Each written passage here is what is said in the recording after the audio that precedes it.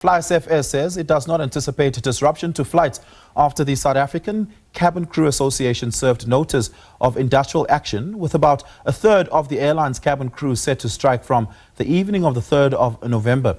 The strike notice follows months of wage negotiations between FlySafair and the South African Cabin Crew Association through the Commission for Conciliation, Mediation and Arbitration, the CCMA. A protected strike became legally possible after the 30-day dispute period expired. The union has rejected the airline's latest offer, which included a 5.7% salary increase and a 7.5% annual bonus, annual experience-based pay, a great progression, and an additional monthly allowances. For more on this, we're joined by SABC News Economics Editor Tshepo Mongoai. Tshepo, good evening. Thank you so much for your time. Really do appreciate it. If a third of FlySafair's cabin crew members are going to be striking, how do they figure that flights will not be disrupted? How do they intend on covering what will be the shortfall there? Well, it looks like they actually believe that a third will be at work, and it looks like it's the other way around. So they expect that with about 2/3, rather, of the workforce at work, the strike will not have a significant impact on their operations. And basically, you recall, Oliver, that in July this year, the same company's pilots were on strike.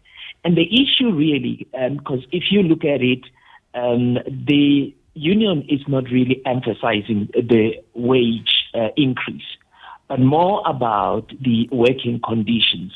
The strike action by pilots, FlySafair pilots in June, it was mainly about the working condition and the revision of the roster. And it looks like after the COVID-19, really there were fewer workers or cabin crew who were on certain airlines, and they were really working longer hours, more days, and fewer days off.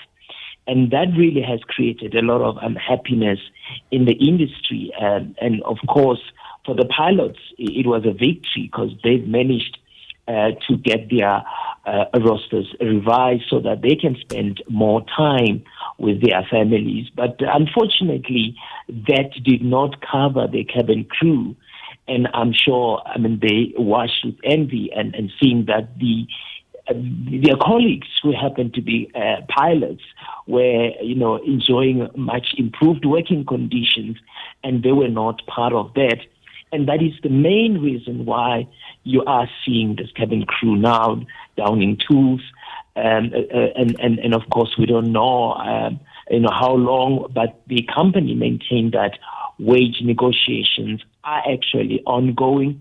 And the company also indicated that it's quite confident that there will be a breakthrough between the union, SACCA, which represents cabin crew, as well as the employer, which is FlySafair in this case. Yeah, let's talk about the confluence of issues that seem to be plaguing FlySafair just this year alone, right, and perhaps aggregated to the middle of last year. This company is now facing a wage dispute with its cabin crew, which are an essential part of their operations. They had the pilot strike earlier this year, and we recall that they're currently still facing ongoing litigation as a result of their shareholding.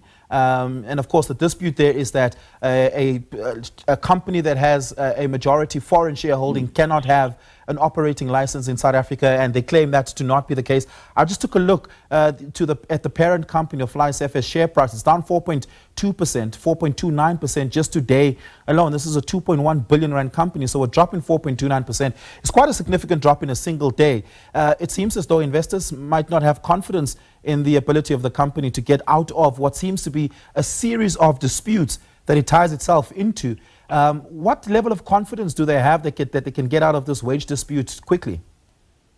Well, management, they really have every reason to ensure that they get out of it, because, as you correctly pointed out, they've been in the media for quite some time, since the beginning. In fact, starting last year, the issue of foreign shareholders that could not be approved has been with us since last year.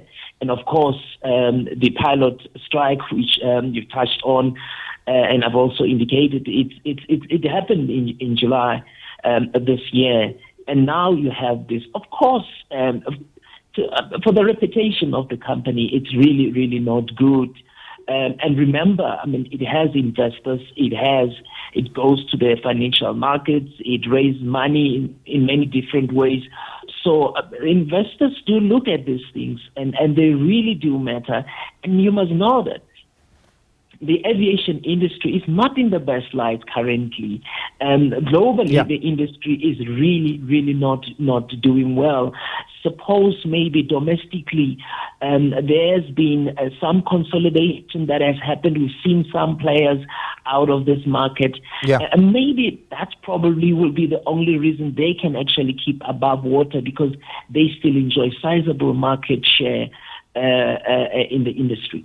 Yeah, and of course, this is in a market where we see an increase in flight volumes, but a decreasing number of seats available in our air skies in the South African market. Tshepo, we're going to leave it there. Thank you so much for your time. Really do appreciate it. That is SABC Economics Editor Tshepo Mongoai.